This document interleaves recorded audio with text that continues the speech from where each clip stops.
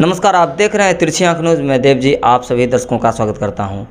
आज भारत में लगातार किसानों का चर्चा हो रहा है और किसान लगातार साल भर से आंदोलन किए हुए हैं। वहीं जो केंद्र में सरकार बैठी हुई है, उन्होंने अलग अलग तरह के मुद्दे को बनाकर कृषकों के माथे पर एक खून पसीने का जो मेहनत है उसकी कमज़ोरी को लेने के लिए और उसके मेहनतानों को लेने के लिए अलग अलग कानून को थोपने का काम किया है। वहीं आज बात करें भारत में बिहार के अलावे अन्य सभी जो प्रदेश हैं और जो स्थान हैं और जो क्षेत्रीय स्थान है, वहाँ पे किसानों की जो बर्बरता है वह काफ़ी देखी जा रही है। और अगर बात करते हैं खास करके यूपी में, तो यूपी में जो अगर आगामी क्षेत्रों में आगामी चरणों में जो चुनाव होने वाला है उसको लेकर एक अलग तरह का जो राजनीतिक मोड़ है वो बजने वाला है। अब बात करते हैं कि किसानों के कानून कील का जो प्रावधान है वह कहाँ तक नियत है और जो सरकार ने जो वापसी लेने की बात कही है, चूँकि नरेंद्र मोदी सरकार ने स्पष्ट यह घोषणा कर दिया है कि कृषि जो 3 कानून बनाए गए हैं काले कानून,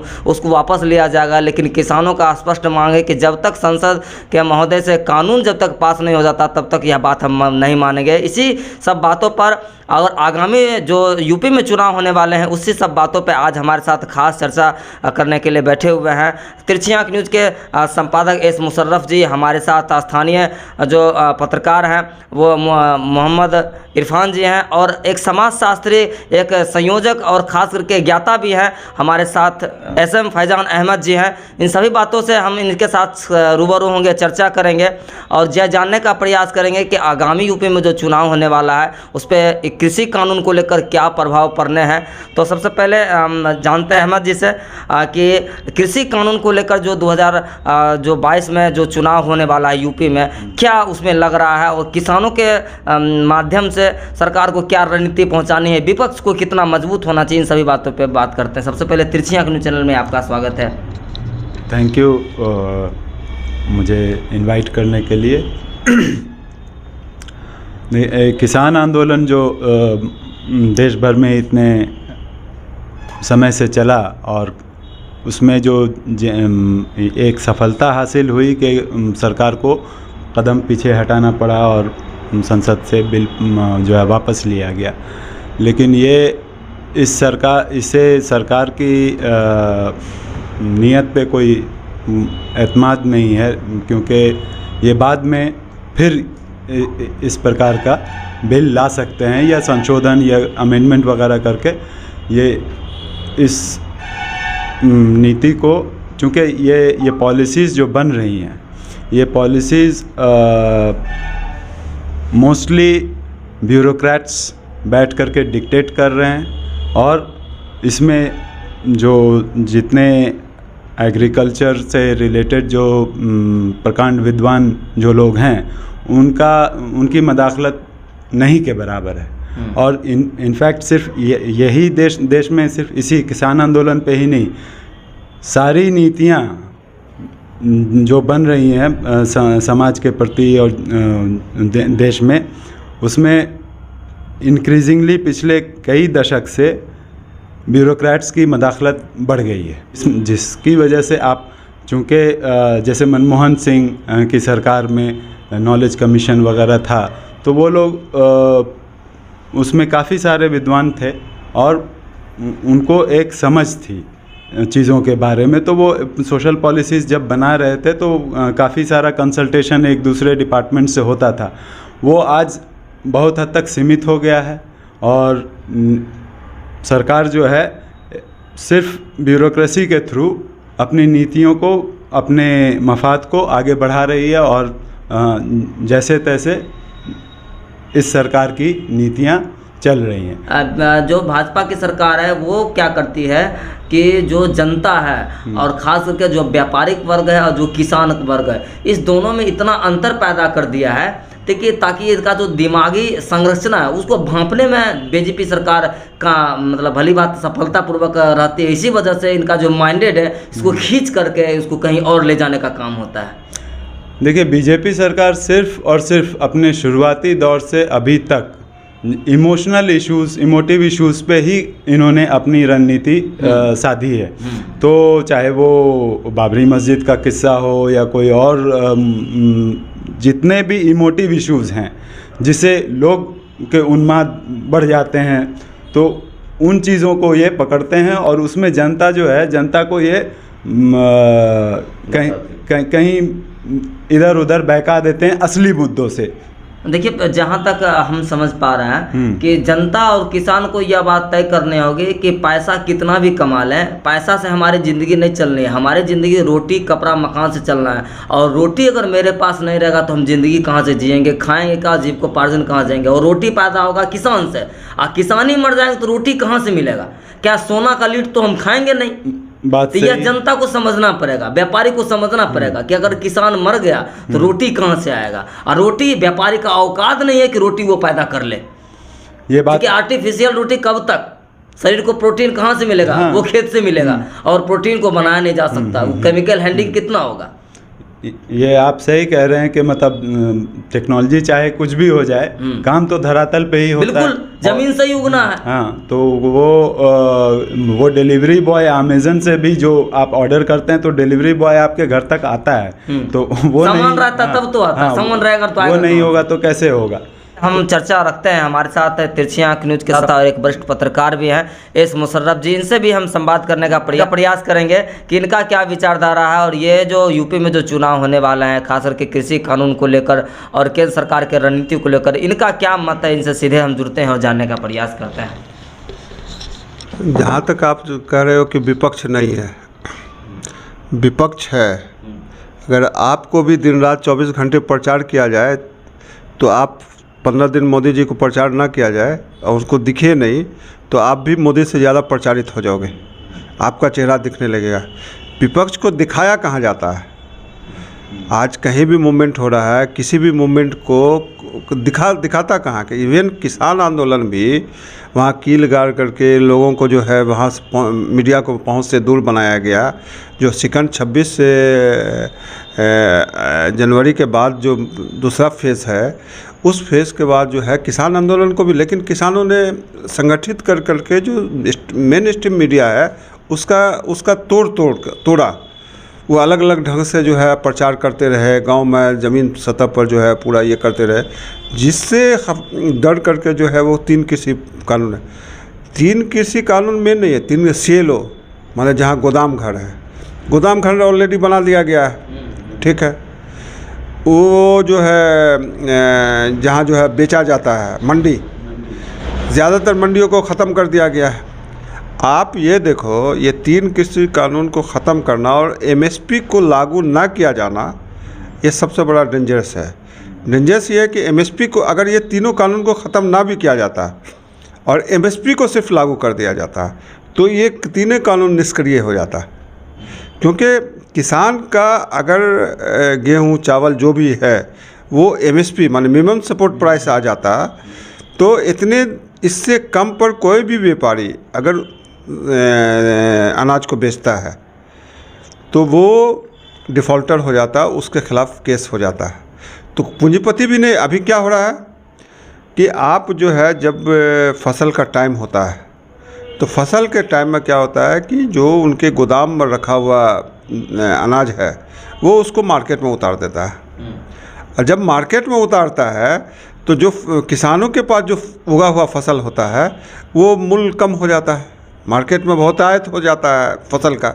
उस गन्ना हो या ये इसका गेहूँ हो, दाल हो, जो भी चीज़ है उसको कम हो जाता है, और किसान फिर औने पौने अपना फसल बेच देता है। और फिर जब पूरा ख़रीदारी हो जाती है, उसके बाद फिर वो धीरे धीरे अपना जो है माल जो है समेटना शुरू कर देता है, और फिर मार्केट में उतारा तो मनमाने दम जो है वो वसूल करता है। तो ये हमेशा वो राकेश टिकैत कह रहा है कि इसको जो है रोटी को जो है व्यापार करना शुरू होगा, व्यापारी बनेगा। पानी तो बिक ही रहा है, सारी चीज़ें बिक रही है, बोतल में बंद किया जा रहा है, अब इसको भी पैकेट में, रोटी को भी पैकेट में बंद होगा। तो आज जो है व्यापारी वर्ग या आम जनता कृषि कानून को नहीं समझ पा रहा है, वो बहुत बड़ी गलती कर रहा है। क्योंकि रोटी अगर सारी ज़मीनें उद्योगपतियों के हाथ में चली जाएगी तो तो वो अपने मन मर्जी से खेती करेगा, लोगों के ज़रूरत के हिसाब से खेती नहीं होगी, मुनाफे के हिसाब से खेती होगी। और मुनाफे के हिसाब से जब खेती होगा तो उस चीज़ का वो मनमाना दाम फिर वसूला जाएगा लोगों से, और यहाँ ज़रूरत जो है दूसरे मुल्क से मंगाई जाएगी। फिर ये कहा जाएगा कि हम विदेशों से मंगा रहे हैं, इसलिए इसको आपकी कीमत देनी पड़ेगी, इसको आपको। अब जो ये कृषि कानून वापस लिया लेकिन एमएसपी नहीं दे रहा है, तो किसान आंदोलन भी अभी जो है ख़त्म नहीं होने जा रहा है। अब ख़त्म नहीं जा रहा है तो ये उस दिन जो है, जिस दिन 29 तारीख को संसद में जब बिल लाया गया तो उस पर कोई चर्चा नहीं हुई। बिल लाया गया, वोटिंग किया और उसको पास कर दिया। क्योंकि जब चर्चा होती तो उस पर जो किसने क्या किया इस बिल के समर्थन में, वो सारी चर्चा होती। लेकिन इन्होंने मेजॉरिटी के सहारे जो है वो चर्चा को होने ही नहीं दिया। फिर पूरा हिंदुस्तान देखता उसको, सब अपनी अपनी बात करता है कि हमने इस पर ये किया, हमने उस पर ये किया, हमने 700 के, और मोदी और बीजेपी सरकार पर फिर आरोप लगता है। लेकिन वो पटल होने ही नहीं दिया, वो सारी चीज़ें ख़त्म कर दिया। अब वो ख़त्म कर दिया है तो बहुत सी चीज़ें, इसका इम्पैक्ट जो है लोगों में गया नहीं। अब ये जो है, अच्छा बिल जो है एक तरफा वापस लेने का ऐलान किया गया। ये नहीं कि किसानों से बातचीत कर करके टेबल पर बैठ करके ठीक है ये 3 कानून वापस लिया जाएगा। आगे की एमएसपी के लिए हम जो एक कमेटी गठित कर रहे हैं, और उस कमेटी जो है फिर डिसाइड करेगा कौन से फसल का क्या रेट होना चाहिए। और सारे फसलें जो है सरकार तो खरीद नहीं सकती है, तो कोई भी खरीदे वो उस मूल्य पर खरीदे, उसको गिरा कर ना खरीदे। और क्षेत्रीय फसल का भी तो एक अपना सबका, अभी देखो जैसे बिहार का जो है ये चावल का, धान का, चावल धान, तो ये 800 रुपये क्विंटल बिका है यहाँ। 800 रुपये क्विंटल बेच करके, और ख़रीदा कौन? वो हरियाणा और पंजाब वाले। और इसको जो वहाँ एमएसपी मिला है तो वहाँ जा कर के बेच दिया। वहाँ कितना मिला इसको? 2400 रुपये। तो 200 रुपये उस पर सिर्फ ट्रक का खर्चा आया, बाकी जो फ़ायदा कितना हो गया? हर इसमें 1400 रुपये क्विंटल उसको फ़ायदा हुआ। तो खाली यहाँ से ले जाके वहाँ मंडी में डाल देने का था। अगर पूरे देश में एमएसपी मिल जाता है तो किसानों को कहीं भटकना ही नहीं पड़ेगा। बिल्कुल, किसानों को जहाँ फायदा मिलेगा वहाँ जाके माल पहुँचा नहीं, उसको उसी रेट से अभी क्या हो रहा है? अभी कह रहा है कि मंडी जो है, मंडी तो हम कहाँ बोल रहे हैं, मंडी भी चालू रहेगा, दूसरा भी चालू रहेगा। उस किसान को हम तो ये कर रहे हैं कि वो जहाँ भी चाहे वो बेच दे। लेकिन अगर किसान, अगर जिसके पास जो है 10 कुंटल 5 कुंटल माल रहता है, वो ट्रैक्टर पर लाद कर करके एक मंडी से एक बार ट्रैक्टर पर किराए पर ले लिया, तो क्या वो वहाँ पर जहाँ रेट नहीं मिलेगा क्या वो दूसरे दिन रख सकता है अपने पास? दूसरे दिन का किराया चढ़ेगा, दूसरे दिन का। तो लोग, किसान सोचता है कि अभी ट्रैक्टर पर चढ़ा गया, हम जहाँ तक जा सकते हैं जहाँ औने पौने फिर बेच करके आ जाता है। अच्छा, जो व्यापारी रहता है मंडी में या मंडी के बाहर का जो व्यापारी, वो देख रहा होता है कि ये किसान आया है, ये ट्रैक्टर लेके आया है, ये तो अब माल बेच के ही जाएगा, तो इससे किसी दाम में खरीद लो। एक दाम छोड़ दिया और उस दाम पर खरीद करके अपना उस दाम पर छोड़ दिया, उसके बाद चुपचाप बैठ जाता है। तो पूछ भी ले, पता भी लगा लेता है ये आया कहाँ से, कितनी दूर से आया है। दूर से आया है तो लौटेगा भी, दूसरे दिन का किराया भी देना पड़ेगा, तीसरे दिन का किराया भी देना पड़ेगा। अगर वहाँ पर रखता है तो माल ख़राब होने का डर है, वहाँ का भी किराया जो है देना पड़ेगा। तो ये सारी चीज़ें जो है किसान के अपोजिट है।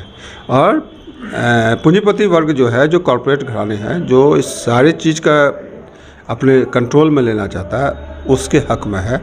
चूँकि बेनामी पैसा जो है इलेक्शन के नाम पर सरकार को दिए जा रहे हैं, एक 65-70% जो है एक पार्टी को पूरा पैसे दिए जा रहे हैं, तो उनको तो काम करना है। जान रहे हैं कि हम पॉलिसी जो है जन विरोधी बना रहे हैं, और जनता को फिर इसका धर्म का अफीम दे दो, उसमें उलझा रहेगा जनता। मंदिर है, मस्जिद है, 3 तलाक है, कुछ भी दे दो उसको, वो उसमें अटापटा रहेगा। वो भूख की तरफ देखेगा नहीं, वो नौकरी की तरफ देखेगा नहीं, वो हेल्थ की तरफ देखेगा नहीं। एजुकेशन महंगा हो रहा है, हेल्थ महंगा हो रहा है, जो रीच से बाहर है। आज पढ़ाई लिखाई का जो है मतलब जो ग्रेजुएशन करना है वो भी मुश्किल हो जा रहा है कि अच्छे कॉलेज में आप नहीं कर रहे हो, जहाँ 50 रुपया 100 रुपया 150 200 रुपये फीस था, आज वहाँ भी 4-4 हज़ार 5-5 हज़ार 3-3 हज़ार रुपया महीने का कर दिया है। तो अब आम आदमी कहाँ जाएगा पढ़ने के लिए? किसी भी अस्पताल में आप जाओ, तरह तरह की योजना तो लगा दिया, लेकिन आप अस्पताल में जाओ, पता लगाओ कि कौन सी योजना वहाँ स्वीकृत है। उतना योजना के बारे में लोगों को जानकारी उसको एक्सेप्ट भी नहीं कर रहा है। तो अब रहा विपक्ष सारे मुद्दे को उठा रहा है, लेकिन विपक्ष की आवाज़ को मीडिया जो है लोगों तक नहीं पहुंचा रहा है, और गिने चुने मीडिया जो है वो लोगों तक पहुंचा रहा है। और नेचुरली बात है, सेकुलर वोट का परसेंटेज ज़्यादा है तो वहाँ पार्टियाँ भी ज़्यादा होगी और इकट्ठा होने की भी कोशिश हो रही है, लेकिन इकट्ठा जो है एक चेहरा, आप उसको पब्लिसिटी नहीं मिल रहा है। आज जो है चाइना के नाम पर जो है चाइना में ये होगा, अब बिल वापसी की बात जो है राहुल गांधी पहले कर चुका था, लेकिन उस बात को कोई मीडिया हाईलाइट नहीं किया कि इसको लेना ही पड़ेगा भाजपा सरकार को, मोदी जी को तीनों कृषि कानून को वापस लेना पड़ेगा। वो जनवरी में ही बात को बोल चुका था और इसने लिया, लेकिन उसको भी हाईलाइट नहीं किया गया। चीन कब्ज़ा कर रहा है जगह पर, लैंड को एक्विज कर रहा है, लेकिन उस सारी चीज़ को राहुल गांधी उठा रहा है, दूसरे विपक्षी लीडर उठा रहे हैं, किसी को भी हाईलाइट नहीं किया जा रहा है। लेकिन अगर थोड़ा सा भी हिंदू मुस्लिम की कोई बात हो तो उसको 24 घंटा दिखाया जा रहा है। तो जो बीजेपी के एजेंडे हैं उसको तो पूरी तरह चलाया जाता है 90% मीडिया के सहारे, और 10% जो मीडिया है जो न्यूट्रल दिखा रहा है वो सिर्फ दिखा रहा है, उससे वो पूरे जनमानस तक पहुंच नहीं पा रहा है। तो विपक्ष ऐसी स्थिति में, ये स्थिति आज़ादी के बाद से इस देश की कभी नहीं रही है, आज़ादी के बाद से कभी नहीं रही है। ये जो सारी चीज़ को सेंट्रलाइज कमांड जो है, और मोदी जी के खिलाफ तो आप दिखा ही नहीं सकते हो कि वो कहीं पर गलत बोल रहे हैं, कहीं पर क्या बोल रहे हैं। जैसे अगर गलत दिखाते हैं तो मोदी जी ब्लैकआउट है, छापामारी हो रही है, ये हो रहा वो हो रहा। तो बहुत ही कठिन परिस्थिति है, और इसका मुकाबला सिर्फ एक ही तरीके से हो सकता है कि आप जब जो है बूथ लेवल से लेके एक लेवल पर जब तक नहीं इनका मुकाबला करेंगे और घर घर तक नहीं जाएंगे, तब तक इनका मुकाबला आप नहीं कर सकते हो। तो इसी को देखते हुए बंगाल में एक बड़ी पार्टी होते हुए भी अपनी कुर्बानी दिया, वो कांग्रेस से मिलने के बाद, जबकि केरल में चुनाव होना था, केरल में भी साथ में चुनाव हो रहा, फिर भी कांग्रेस के साथ वहाँ अलायंस किया। तो मतलब अपने को दांव पर लगा करके फासिस्ट ताकत के साथ खिलाफ जो है लड़ रही है, फासिस्ट लड़ रही है। लेकिन ये जो स्वार्थ है, ये चीज़ जो है दूसरी पार्टियां छोड़ने को तैयार नहीं है, कि हम थोड़ा कम थोड़ा ज़्यादा कर करके आपस में एकजुट होकर के पहले जो है फासिस्ट ताकतों को कुर्सी से हटावें। विपक्ष में जितनी भी पार्टियां हैं उनको त्याग और बलिदान का महत्व समझना होगा, तभी नहीं तो सारी पार्टियां खत्म हो जाएंगी। सारी पार्टियां जो है, अगर 2024 में एक बार फिर बीजेपी आ गया तो बहुत सी पार्टियां जो है विलुप्त हो जाएंगी। देश देखिए ऑलरेडी फिर वो चुनाव और दूसरी चीज़ें वो फिर उसके सोच से बहुत बाहर है। अभी हम बात कर रहे थे केंद्र सरकार की जो रणनीति थी उसकी, और उसमें जो यूपी में जो आगामी चुनाव होने वाला है उस रणनीति पे हम लोग बात कर रहे थे। और इस बीच में हम चर्चा भी कर रहे थे जो कृषि का जो कानून लगाया गया था और केंद्र सरकार के माध्यम से जो कृषि कानून वापस लिए जाते हैं, इन सभी मुद्दों पे हम बातचीत कर रहे थे। कुल मिलाकर के यह बात स्पष्ट हो जाती है कि अगर ये चुनाव अगर पुनः भाजपा जीत जाती है तो फिर जो अदर पार्टी और जन समस्या है और किसानों की समस्या बढ़ेगी। इस प्रकार से मीडिया के जो एक वर्ग है वो भी जनताओं की रसूल की बात नहीं करती है और केवल कॉरपोरेट घराने की बात करती है। तो इस प्रकार से जनता को, आवाम को यह समझना चाहिए कि रोटी का वैल्यू कहीं सोना और पैसे से कहीं ज़्यादा होती है, और रोटी के वैल्यू के लिए किसान को और छोटे तबकों को, स्थानीय तबके को समझने की आवश्यकता होती है। और इस प्रकार से चुनावी मुद्दे में एक ही रणनीति हमारे काम करती है, वो है केवल हमारा वोट का रणनीति।